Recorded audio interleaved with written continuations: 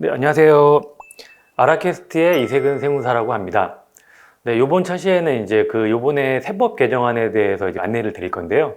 보통 이제 국세청에서는 매년 보통 한 7월, 8월쯤에 이제 내년도부터 영향을 미칠 세법 개정안에 대해서 먼저 이제 공표를 하고, 보통 이제 그것들을 이제 의견 수렴을 한 다음에 국회를 거쳐서 이제 실질적으로 그 다음해부터 새로운 내용으로 이제 세법 개정안에 대해서 이제 시행을 실제적으로 실시하게 되어 있는데요. 보통 이게 사실 이게 내용이 되게 많습니다. 사실 뭐 조세특례 제한법, 소득세법, 법인세법, 뭐 관세법 되게 많은데, 그 많은 것 중에서 저희가 이제 병원 이제 원장님들한테 적용될 만한 중요한 것들만 좀 추려서 이제 원장님한테 좀 설명을 드리는 이제 시간을 가질 건데요. 보통 이제 주 내용이 세액공제 내용이 많아요. 보통 이제 세액공제라는 건 뭐냐면 원장님이 낼 세금에서 빼고 내는 거다 라고 이제 아시면 되는데, 보통 이제 원장님이 내가 종합소득세 계산해 보니까 한 5천만 원 정도 이제 낼 세금이 나왔다. 그런데 세액공제를 계산해 보니까 2천만 원 정도 적용받을 수가 있네. 그러면 이제 5천에서 2천만 원을 제하고 3천만 원을 실제 납부하는, 이렇게 되게 좋은 혜택이 이제 세액공제 내용인데, 지금 일단 크게 5가지 내용으로 제가 지금 준비를 해봤습니다. 일단 첫 번째로는 이제 고용증대 세액공제라는 건데, 이걸 이제 처음으로 둔 거는 아무래도 가장 이제 되게 파워풀한 세액공제이기 때문에 이제 말씀을 드리는 건데, 이 고용증대 세액공제라는 것은 이제 뭐 기존의 내용은 이렇습니다. 일단 개정안을 말씀드리기 전에 뭐 기본적인 내용을 먼저 말씀드리면, 원장님이 창업이나 아니면 계속 이제 개원하시고 계신 원장님들이시더라도 전년도 대비해서 이제 우리 상시 근로자 수를 1명을 증가시키면 이게 되게 세액공제를 받을 수가 있습니다. 근데 세액공제액에 계산할 때 2가지로 나뉘는데, 뭐 청년이나 장애인, 60세 이상의 고령을 고용하는 경우나 아니면 그 외의 인원을 이제 증가시킨 경우를 이렇게 해서 나눠볼 수가 있는데, 청년 등을 이제 고용하는 경우에는 이제 1,100만 원, 수도권인 경우에는 1,100만 원 세액공제액이 나오고, 수도권이 아닌 이제 지방 같은 경우에는 1,200만 원 이제 세액공제를 해줍니다. 근데 원장님이 그 수도권의 그 정의는 뭐냐 이렇게 궁금해하실 수도 있는데, 보통 이제 서울, 경기 그리고 인천은 이제 저희는 이제 수도권이라고 이제 세법에는 분류가 되어 있고요. 그 범주 안에 들어있는 수도권에서 전년도 대비해서 1명의 이제 상시 근로자 수를 증가시키면 1,100만 원 세액공제가 되는 거고, 그 외의 인원에 대해서 역시 또 증가를 시키면 아예 안 해주는 게 아니고 700만 원의 이제 세액공제액이 발생을 합니다. 이게 얼마나 되게 파워풀하냐면, 예를 들어서 원장님이 전년도 대비해서 내가 5명을 증가시켰다라고 했는데, 그 인원이 만약에 다 청년이었다라고 하면 1,100만 원 곱하기 5 하면 5,500만 원이잖아요. 그럼 이제 올해 바로 이제 5,500만 원의 세액공제가 생기는 거예요. 이제 심플하게는 원장님이 올해 낼 세금이 1억이었는데 5,500만 원의 세액공제가 생겼다라고 하면 5,500만 원을 제하고 이제 4,500만 원 이제 세액공제, 이게 실질적으로 그 금액만 납부하시면 되는 거죠. 물론 이제 세법은 약간 복잡해서 뭐 최저한세라는 등 뭐 여러 가지 더 기준을 비교해 본 다음에 세금을 납부하게 되어 있지만, 일단 간단하게는 그렇게 말씀드릴 수가 있고, 이게 더 파워풀한 건 사실 내용을 보시면 아시겠지만 공제기간 3년 이렇게 나와 있습니다. 그 의미는 뭐냐면, 예를 들어서 22년도에 원장님이 5,500만 원 세액공제 대상이 됐다라고 하면 23년도에도 그 올해 22년도에 증가시킨 인원을 그대로 이제 유지를 하면, 전체 근로자 수를 유지를 하면 5,500만 원이 또 생겨요. 또 생기고, 24년도에도 또 역시 이제 근로자 수를 또 유지를 하면 5,500만 원이 또 생긴다. 그럼 이제 5,500만 원이 3번 생기는 거니까 실질적으로 이제 1억 6,500만 원 이제 세액공제가 생기는 거죠. 원장님이 가끔 이제 또 질문하시는 게, 보통 이제 개원 초기나 뭐 이게 사실 뭐 개원 몇 년 흘렀어도 낼 세금이 뭐 이렇게 한 뭐 1,000만 원, 2천만 원, 3천만 원밖에 안 돼서 사실 뭐 세액공제를 다 받을 수가 있냐 이렇게 궁금해하실 수도 있는데, 올해 이제 낼 세금이 그만 세액공제만큼보다는 적어서 다 공제를 못 받으신다고 한다면 이게 10년 동안 이월이 되기 때문에 언젠가는 다 이제 세액공제를 받으실 수 있는 거다는 거고, 이제 개정된 내용은 이거예요. 개정된 내용은 보통 이제 세액공제라는 게 일몰기한이 있습니다. 일몰기한이라는 거는 세액공제는 영원히 계속 적용해주지 않고 언제까지, 특별히 언제까지 증가 분에 대해서는 해주겠다 뭐 이런 내용인데, 기존에는 이제 21년도 작년 이제 증가시킨 분에 대해서만 이제 그 세액공제를 적용해 줬었는데, 이걸 이제 24년 3년간 이제 그 기한 이제 연장시켜 준 부분이 이게 있고요.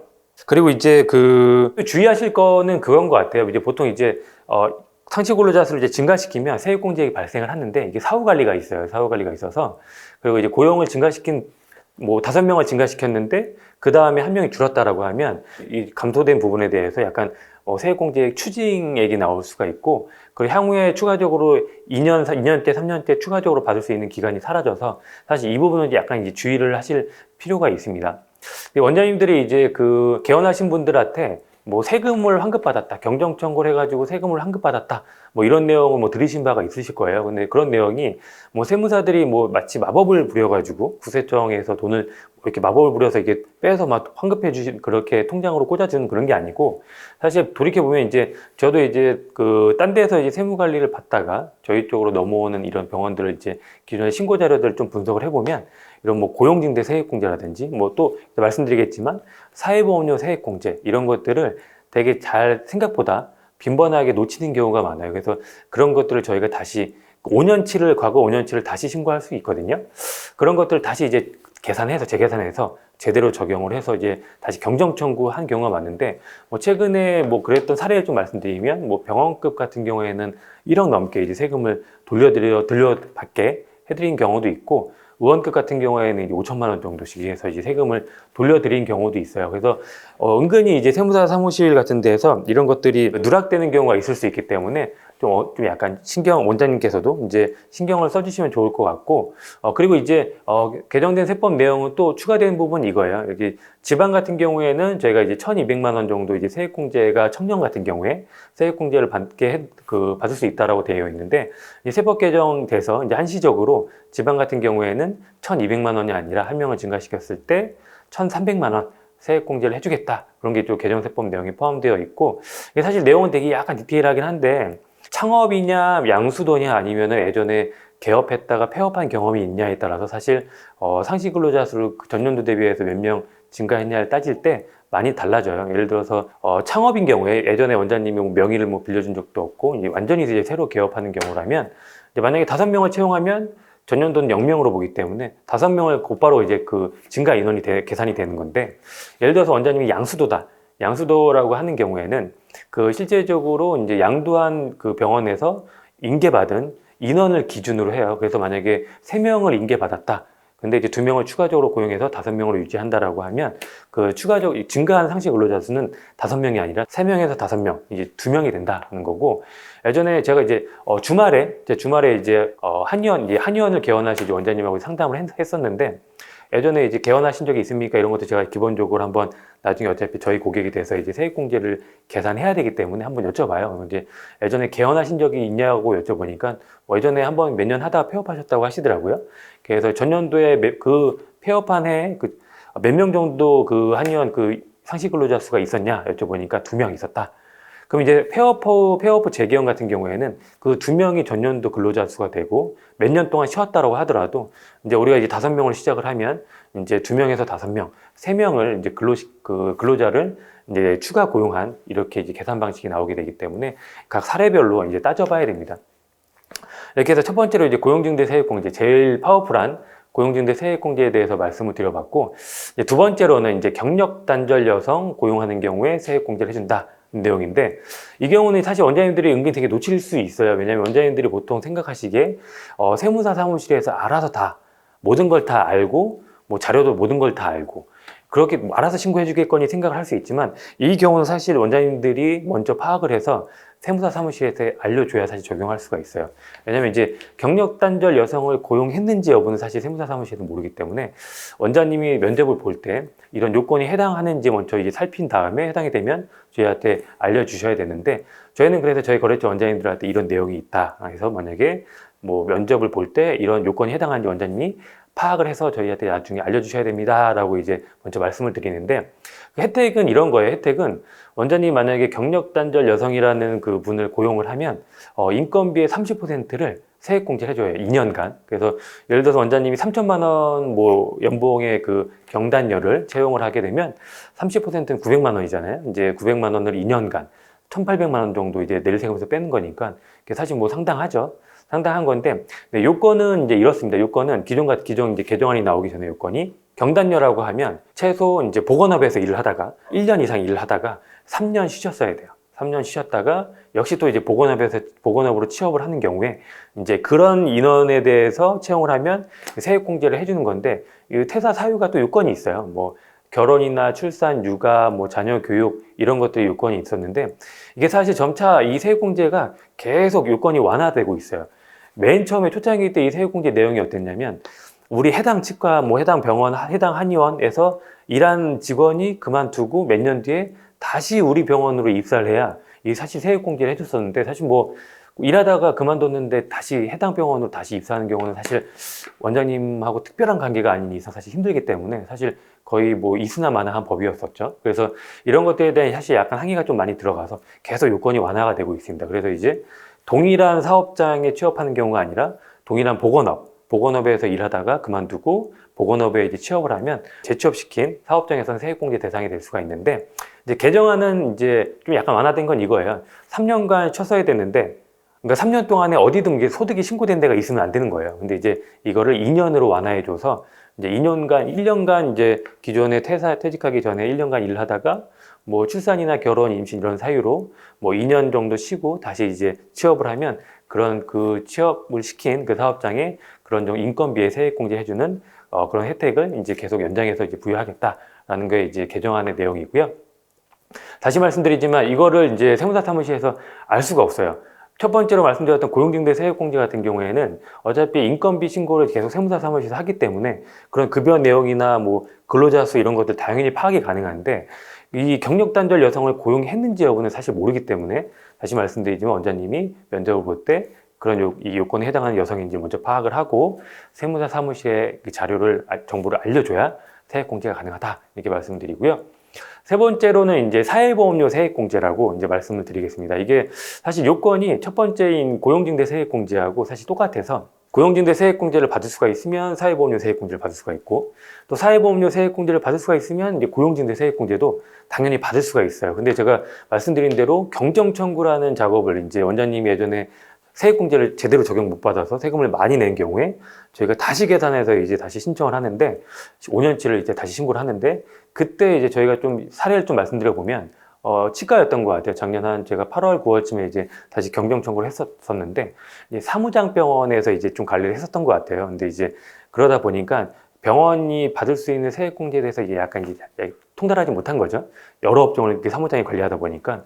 그래서 어떤 해에는 이 고용징대 세액공제를 적용받고 사회보험료 세액공제를 빼고 그 다음에는 사회보험료 세액공제를 받고 고용징대 세액공제를 빼고 약간 이게 사실 약간 엉망으로 신고가 돼 있어서 저희가 그 경우에 이제 다시 신고를 경정청구를 해서 5년, 그러니까 5천만 원 정도 이제 세액공제를 다시 환급받게끔 해드린 적이 있었었는데 어쨌든 고용징대 세액공제와 사회보험료 세액공제는 요건이 똑같기 때문에 같이 받을 수 있다는 걸 말씀드리는 거고 요거는 내용은 그런 거예요. 원장님이 이제 아시겠지만 보통 이제 직원을 채용을 하면 사회보험료를 이제 직원도 부담하고 그 반은 이제 대표자로 사업주로서 이제 부담을 하는 건데 이 사업주로서 부담하는 사회보험료를 낼 세금에서 빼주겠다는 게 이 사회보험료 세액공제 내용이고 또 역시 두 가지로 좀 나뉩니다. 이제 청년과 경력단절 여성을 고용했냐와 아니면 그 외의 인원을 고용했냐에 따라서 청년 등을 고용하는 경우에는 그 청년 등의 고용에서 이제 추가적으로 나가는 사회보험료의 100%를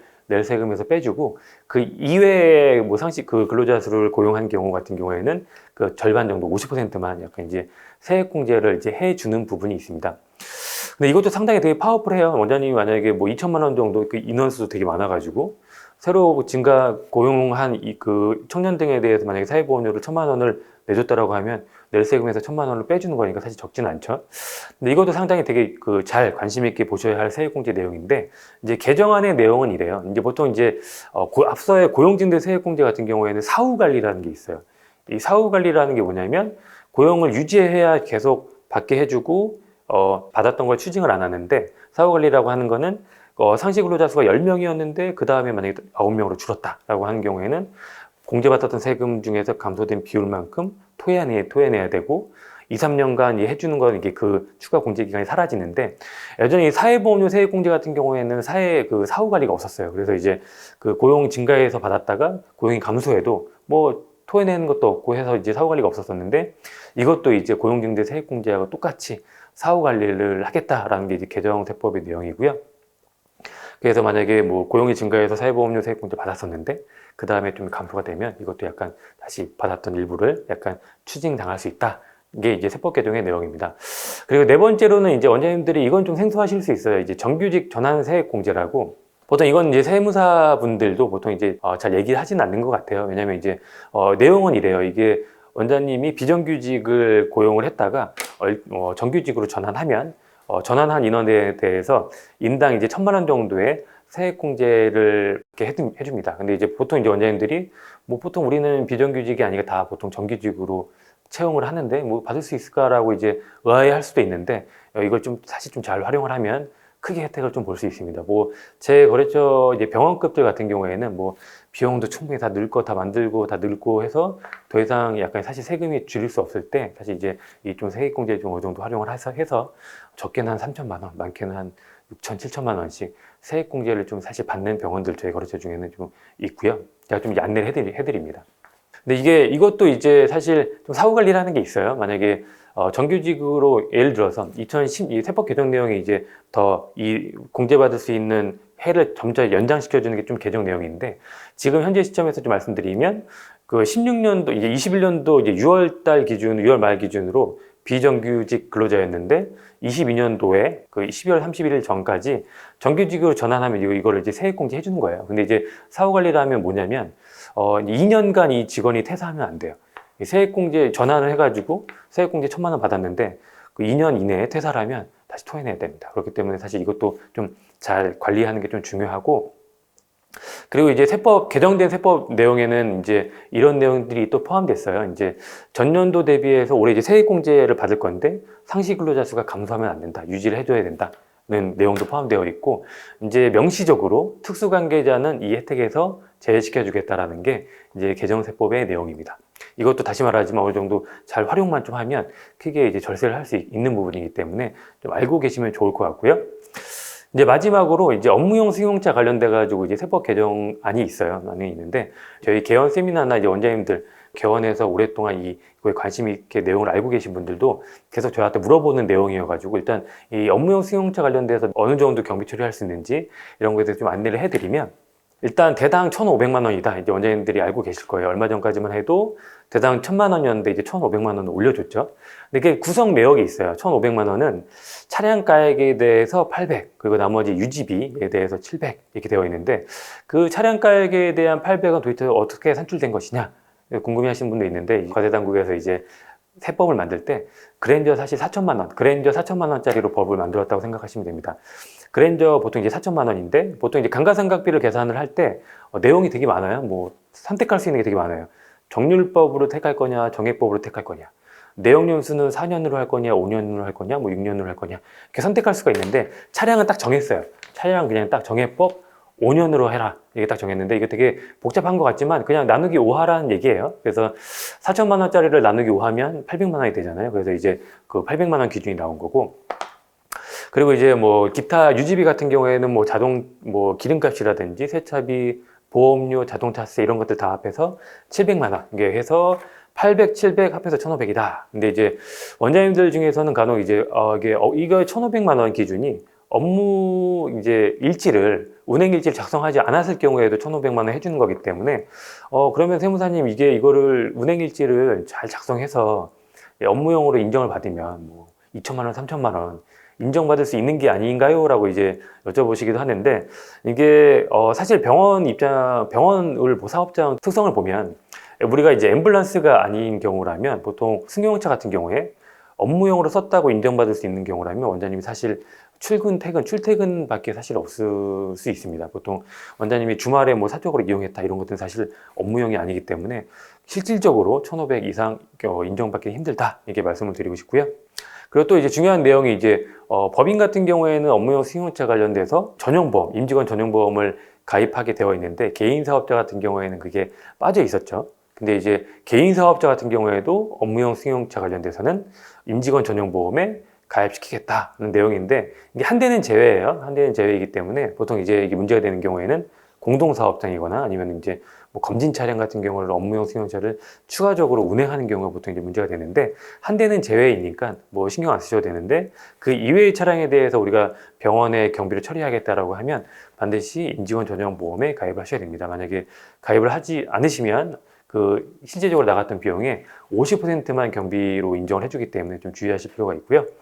세법 개정, 이번에 세법 개정안의 내용은 이런 거예요. 이제 예전에는 사실 이게 업무용 승용차 관련돼서 비용이 발생을 하면 물론 이제 비용 관련 명세서를 종합소득세 신고할 때 이제 제출하게 되어 있는데 뭐 다른 뭐 마땅한 뭐 제재 사항이 없었어요. 크게 약간 신경을 안 쓰고 신고했던 그런 부분도 있는데 이제는 이게 시제에 약간 이제 그 제재 사항이 약간 명문화가 됐습니다. 그래서 업무용 관련된 비용이 발생하면 이 비용 관련 명세서를 같이 제출해야 되는데 만약에 제출하지 않았거나 아니면 허투루 만약에 신고를 한 경우에는 전체 금액의 1% 정도의 가산세를 부과하겠다라는 게 이제 명문화한 내용이고요.